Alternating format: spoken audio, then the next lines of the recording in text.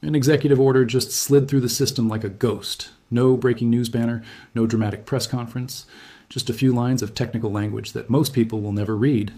And it quietly changed how trillions of dollars in retirement promises are measured. And if you think that sounds boring, that's the trap. Because when they change the way the scoreboard works, it's usually because the real score is ugly, and they can't afford for you to see it. So here's what we're doing today.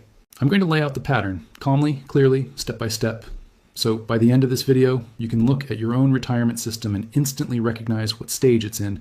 And I'm warning you right now, once you see it, you can't unsee it. Because this isn't a maybe. This is a repeating cycle that shows up again and again across history, across empires, across currencies, across political systems. And it almost always ends the same way. And the scariest part?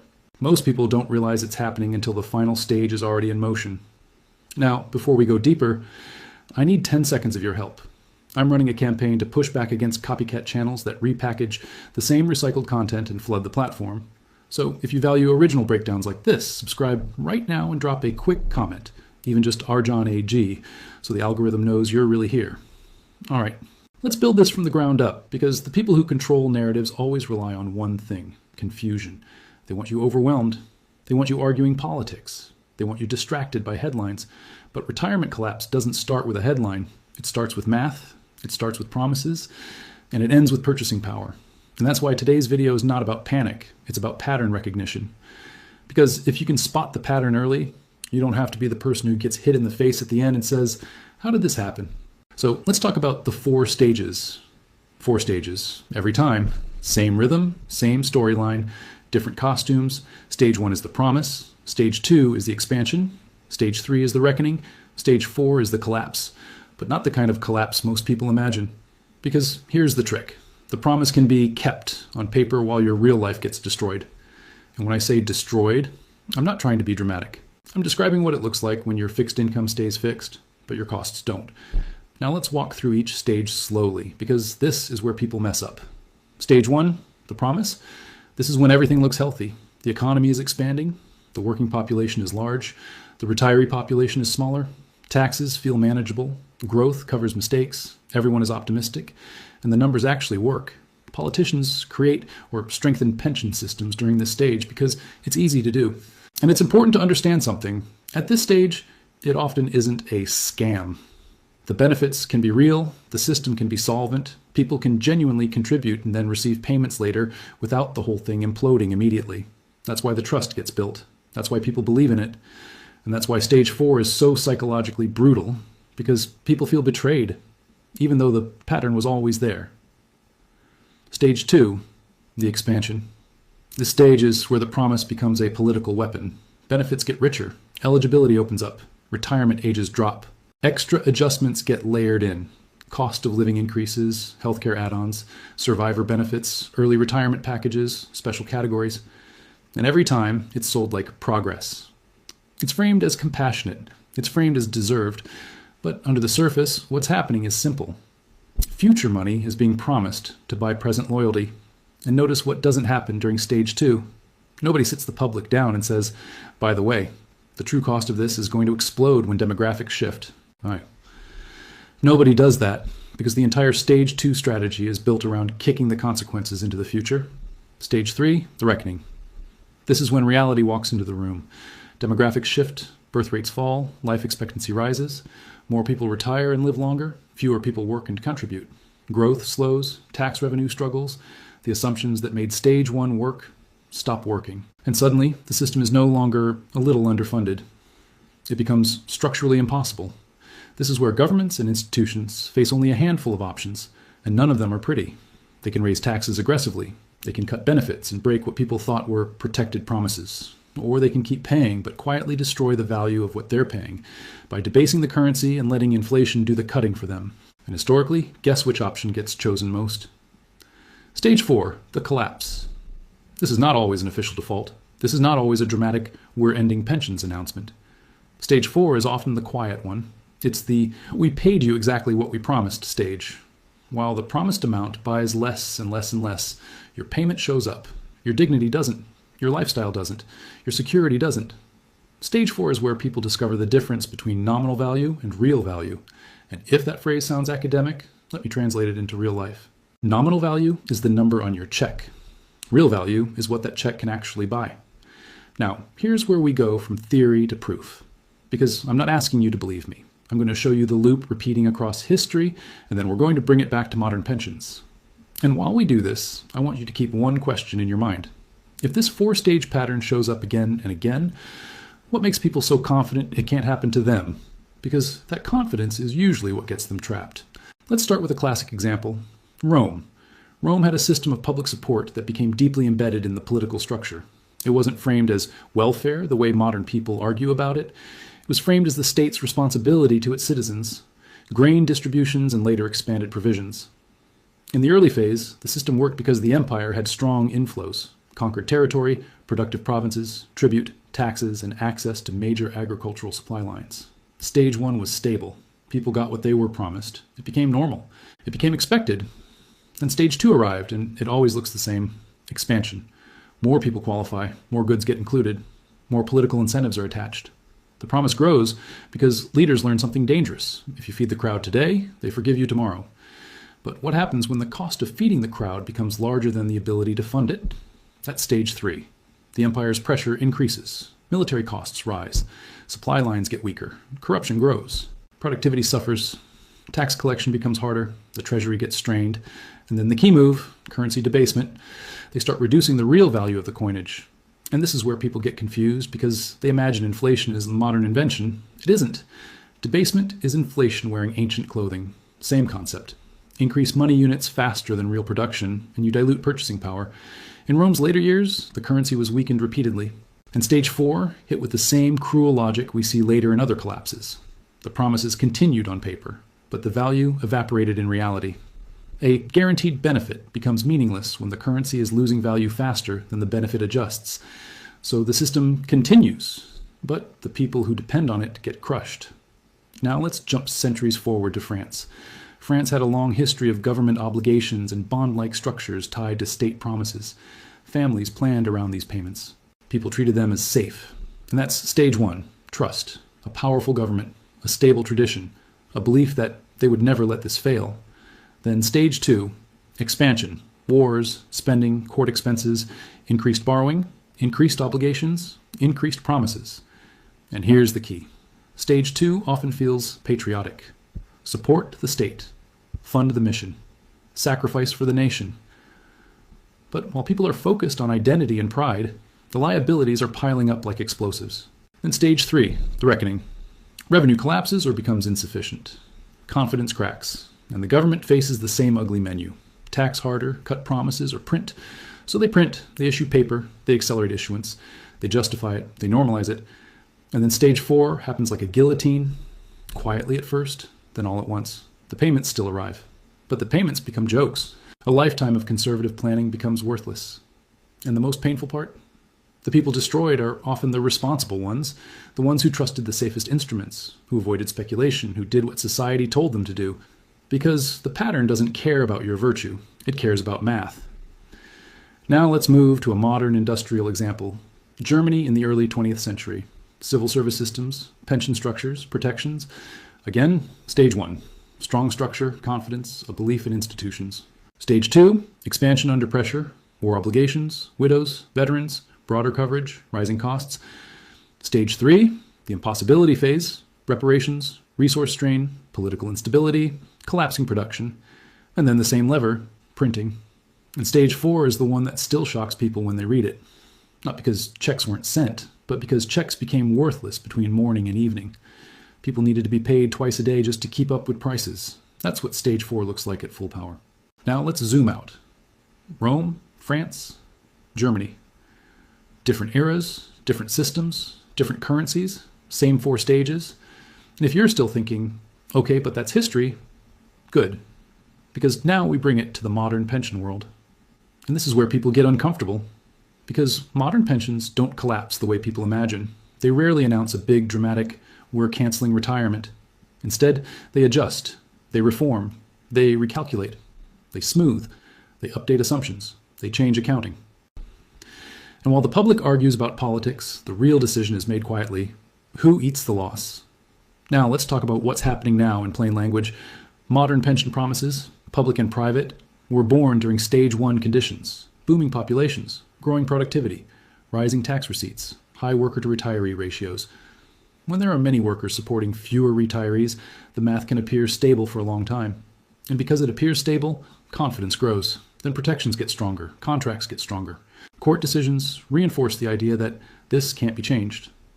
And that creates a psychological cage. People think legal protection equals economic protection. But legal protection can't create money. Legal protection can't create workers. Legal protection can't reverse demographics. Legal protection can only force the state to keep paying, which ironically pushes the system toward the pay in weaker currency method when other choices become politically impossible. Now, stage 2, expansion, showed up in modern pensions in 1,000 different ways. Benefit multipliers, early retirement packages, healthcare benefits layered in, COLAs, special categories, loopholes, optimistic return assumptions. And this is where private systems did their own version of the same dance. They assumed markets would return high percentages forever. They treated good years like permanent reality. They underfunded when it was convenient. And when liabilities grew, they leaned on the same comforting phrase: we'll manage it over time. But stage 3 doesn't care about comforting phrases. Stage 3 is when the big wave hits: aging population, more retirees, longer lifespans, lower birth rates, lower participation, higher healthcare costs, slower growth, debt burden. Now, at this point, I want to ask you something. If you had to guess right now, which stage do you think most pension systems are in? Stage 1, stage 2, stage 3? Drop your answer in the comments, because I want to see if you can recognize the pattern before I even finish the breakdown. Now, stage 3 is where governments and institutions start doing strange things. They start changing how they count, how they report, how they define fully funded, how they spread losses across time. And this is exactly why accounting changes are such a big signal. Because when a pension fund is truly healthy, it doesn't need creative accounting. Healthy systems don't need to hide. So when rules are adjusted to allow more smoothing, longer timelines, different discount rates, or more generous assumptions, what are they really doing? They're buying time. They're stretching reality. They're delaying the moment the public realizes how severe the gap is. And here's the brutal part. You can delay recognition, but you can't delay consequences forever. Delaying recognition often makes the final adjustment worse. Now, at this point, let's bring in the modern executive order idea in the script you provided, but we're going to reframe it in a way that makes the point without sounding like a copy of anyone else. The key claim is that an executive action and related regulatory adjustments changed how pension obligations are recognized and valued. If that's true, or even if the spirit of it is true, the takeaway is what matters for your financial reality. When the measuring tool gets changed, it's often because the real measurement is politically unacceptable. And that's not a conspiracy statement. That's a human incentive statement. No politician wants to be the person who says, we're insolvent. No institution wants to admit, we can't deliver what we promised. So instead, they use softer language. They move the goalposts. They adjust the model. They reframe the timeline. And the public keeps sleeping. Now, you might be thinking, okay, John, but if they can smooth this out, maybe it's fine. And that's exactly the thought that keeps people inside the trap until stage 4 is unavoidable. Because stage 4 doesn't require a formal announcement. Stage 4 only requires one thing: persistent currency dilution and persistent cost inflation. That's it. If living costs rise faster than fixed incomes, retirees lose power year by year. And if the system is politically forced to keep paying, but can't cover costs through revenue, the pressure to create money grows. Now, here's where this gets really important for retention and understanding. Most people imagine inflation as a temporary spike, a bad year, a supply chain thing, a shock. But stage 4, inflation is not a temporary spike. It's a structural feature. It becomes part of the system's survival strategy, because the state can't say we're cutting pensions, but it can let purchasing power fall while claiming it paid every dollar owed.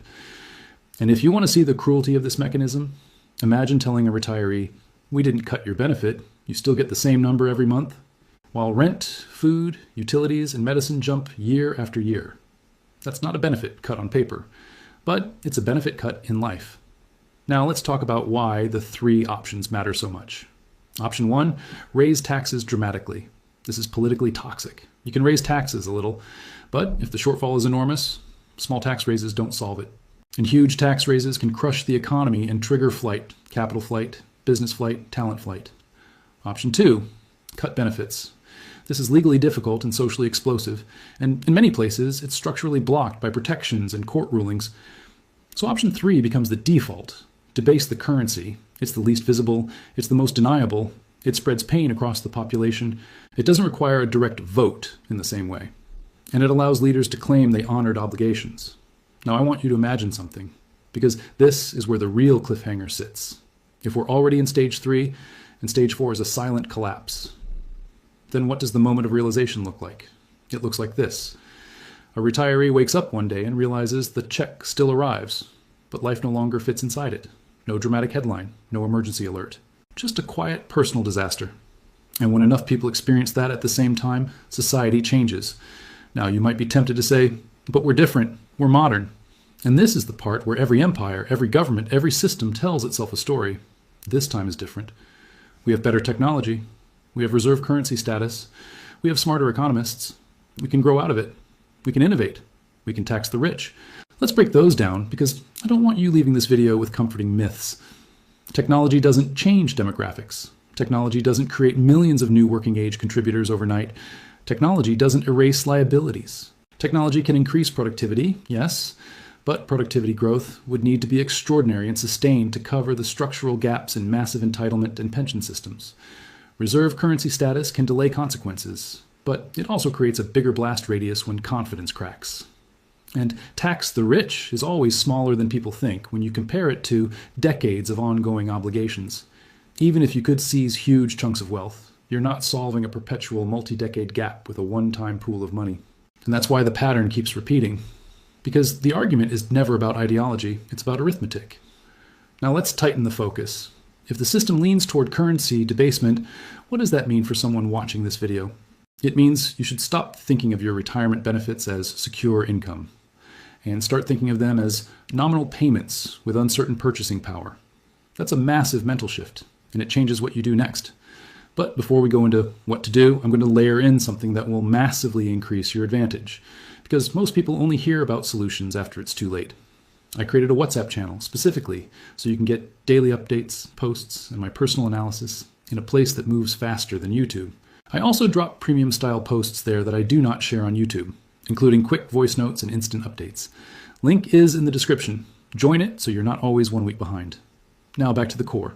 If stage 4 is about purchasing power destruction, then the survival strategy is not complicated, but it requires discipline, and it requires you to accept an uncomfortable truth. You can't paper plan your way out of a currency problem. If your retirement plan depends entirely on fixed numbers in a system that can only survive through currency dilution, then your plan needs reinforcement. You need assets and income streams that respond to inflation, not assets that get eaten by it. And this is where people make the second mistake. They hear hard assets, and they think it's a slogan. It's not a slogan, it's a category. Hard assets are things that can't be conjured into existence by policy. Real estate in supply-constrained areas, productive land, energy exposure, commodities, infrastructure, businesses with pricing power, skills that can generate income outside of fixed pensions. Now, I'm not telling you to gamble. I'm telling you to stop pretending the promise is the same as the outcome, because the promise is written in nominal terms. Your life is lived in real terms. Now here's another cliffhanger that most people aren't ready for. Even if pensions don't default, there's another way they get managed. They get redirected into risk. When funds are under pressure, they reach for return. And when they reach for return, they accept higher risk. And when they accept higher risk, volatility becomes a hidden danger. People forget this because they think pensions are just safe old money. But under the hood, pension funds are giant pools of capital that must earn enough to meet obligations.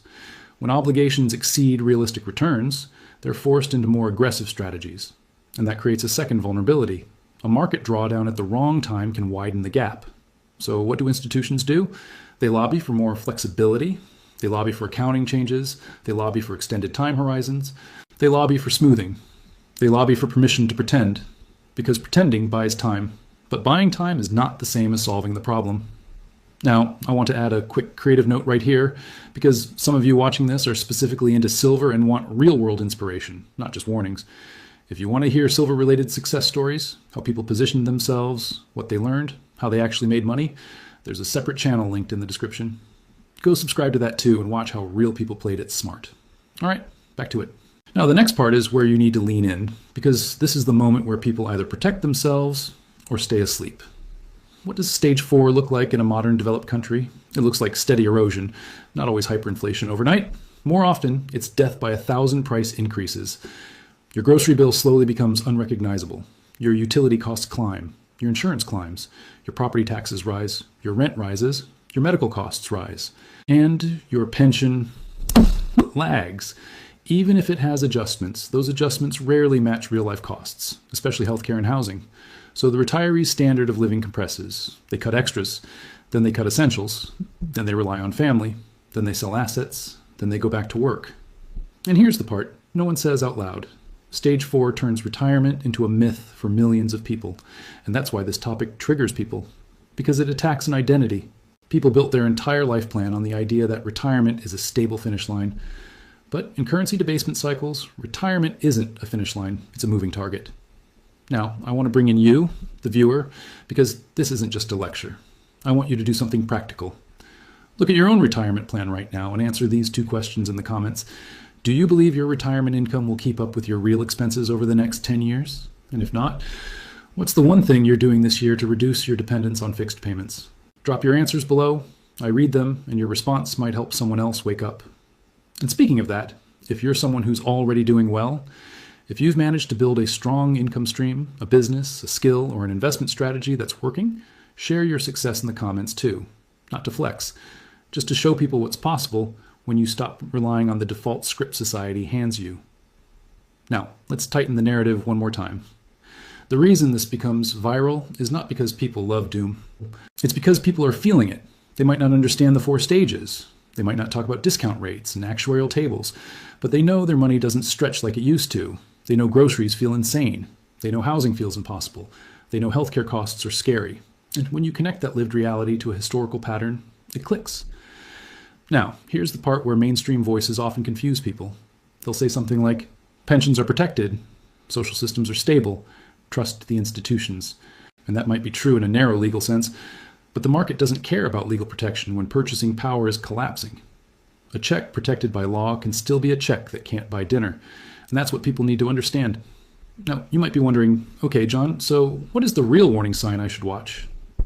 Here are a few, and I want you to remember them, because these signs show up again and again. When governments start changing pension accounting rules, that's a signal. When they extend funding deadlines, that's a signal. When they lower contribution requirements temporarily, that's a signal. When they assume higher returns without justification, that's a signal. When they shift definitions, calling underfunded systems stabilizing, that's a signal. And when the public is being told everything is fine while cost of living keeps climbing, that's a signal. Now, let's move to what you can do without turning this into a long list of cliches. First, build an inflation-responsive buffer. That means assets or income that can increase with the cost of living. A business that can adjust pricing. A skill that can command higher pay. Investments tied to real-world demand. Second, reduce fixed obligations. If your income is fixed and your expenses are rising, the only way to keep breathing is to either raise income or lower fixed costs.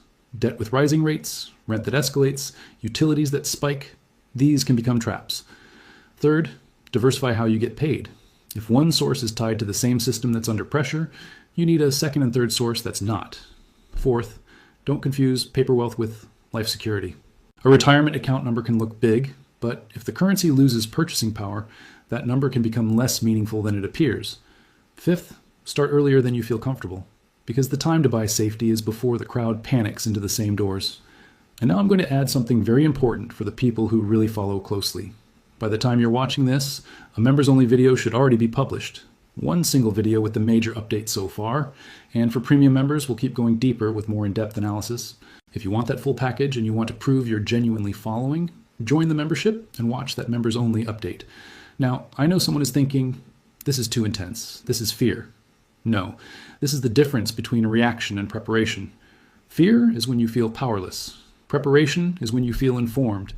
And the entire goal of this video is to take you from, I have a vague anxiety, to I know what stage we're in and what moves make sense.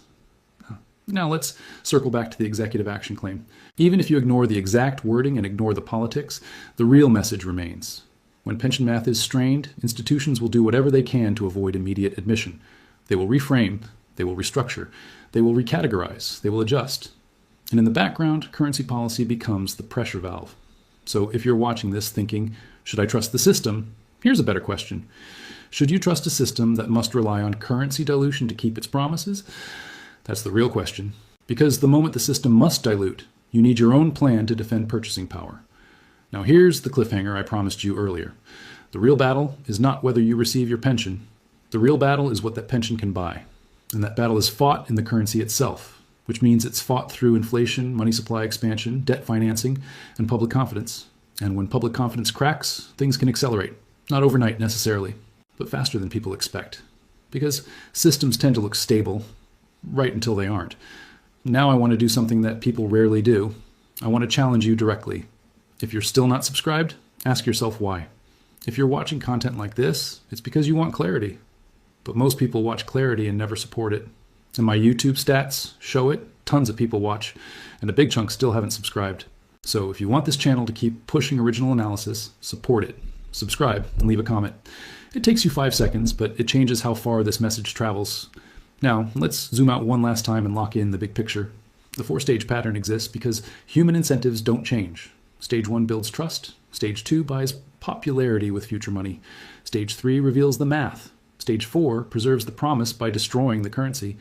And that's why the collapse is often invisible to the public until their personal life is already being squeezed. Now, some of you are thinking, okay, but what's the timeline?